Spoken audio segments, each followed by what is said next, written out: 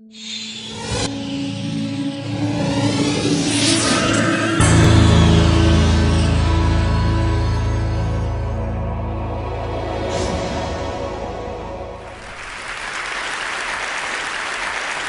Zuckerberg, a journalist, was asking him a question about the news feed. And the journalist was asking him, why is this so important? And Zuckerberg said, a squirrel dying in your front yard may be more relevant to your interests right now than people dying in Africa. And I want to talk about what a web based on that idea of relevance might look like. So when I was growing up in a really rural area in Maine, the internet meant something very different to me. It meant a connection to the world. It meant something that would connect us all together. And I was sure that it was going to be great for democracy and for our society. But there's this kind of shift in how information is flowing online.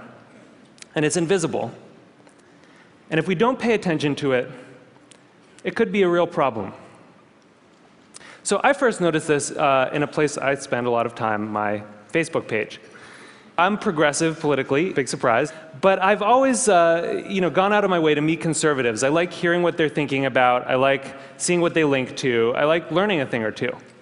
And so I was kind of surprised when I noticed one day that the conservatives had disappeared from my Facebook feed.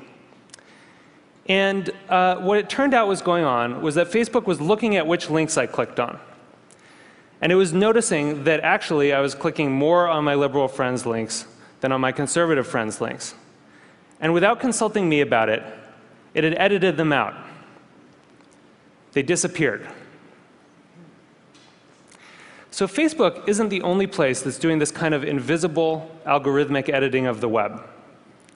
Google's doing it too. If I search for something and you search for something, even right now at the very same time, we may get very different search results.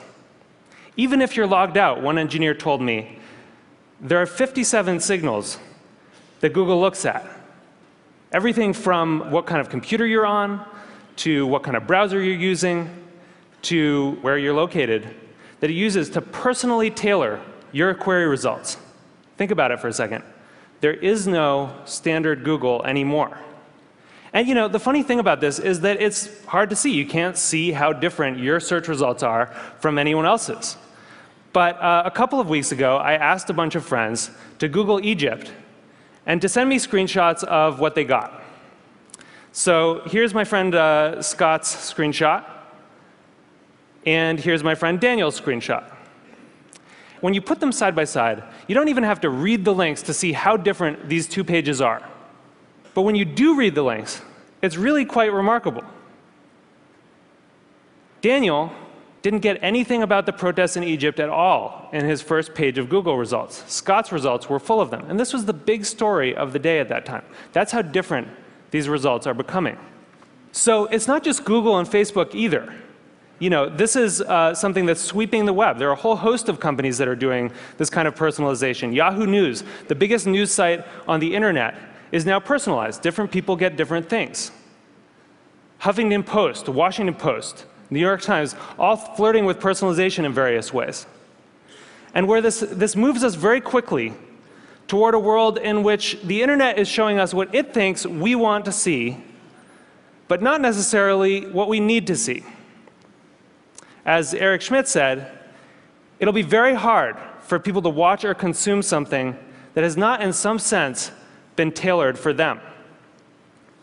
So I do think this is a problem. And I think if you take all of these filters together, if you take all of these algorithms, you get what I call a filter bubble. And your filter bubble is kind of your own personal, unique universe of information that you live in online. And what's in your filter bubble depends on who you are, and it depends on what you do. But the thing is that you don't decide what gets in.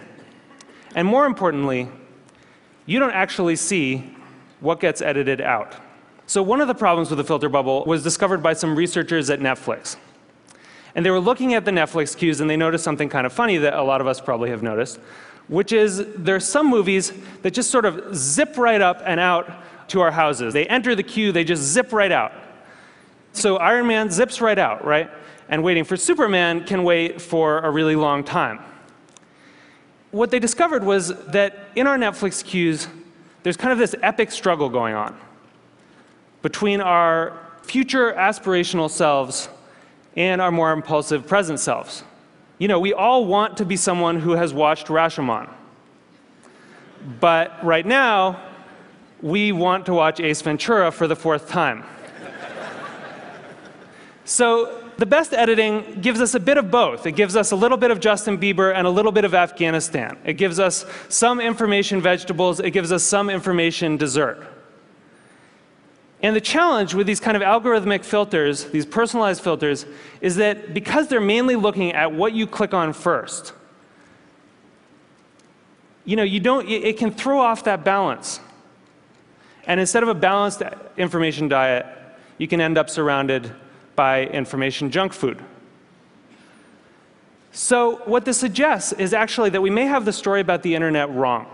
In a broadcast society, you know, this is how the founding mythology goes, right? In a broadcast society, there were these gatekeepers, the editors, and they controlled the flows of information. And along came the internet, and it swept them out of the way, and it allowed all of us to connect together, and it was awesome. But that's not actually what's happening right now. What we're seeing is more of a passing of the torch from human gatekeepers to algorithmic ones. And the thing is that the algorithms don't yet have the kind of embedded ethics that the editors did. So if algorithms are going to curate the world for us, if they're going to decide what we get to see and what we don't get to see, then we need to make sure that they're not just keyed to relevance. We need to make sure that they also show us things that are uncomfortable or challenging or important. This is what TED does, right? Other points of view. And the thing is, we've actually kind of been here before as a society. In 1915, it's not like newspapers were sweating a lot about their civic responsibilities. Then people kind of noticed that they were doing something really important. That in fact, you couldn't have a functioning democracy if citizens didn't get a good flow of information. That the newspapers were critical because they were acting as the filter, and that journalistic ethics developed. It wasn't perfect, but it got us through the last century. And so now, we're kind of back in 1915 on the web. And we need the new gatekeepers to encode that kind of responsibility into the code that they're writing. You know, I know there are a lot of people here from Facebook and from Google, Larry and Sergey, who, you know, people who have helped build the web as it is, and I'm grateful for that.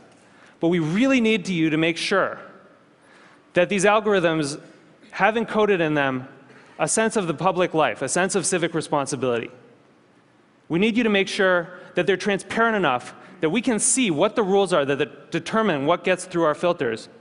And we need you to give us some control so that we can decide what gets through and what doesn't. Because I think we really need the internet to be that thing that we all dreamed of it being. We need it to connect us all together. We need it to introduce us to new ideas and new people and different perspectives. And it's not going to do that if it leaves us all isolated in a web of one. Thank you. Thank you.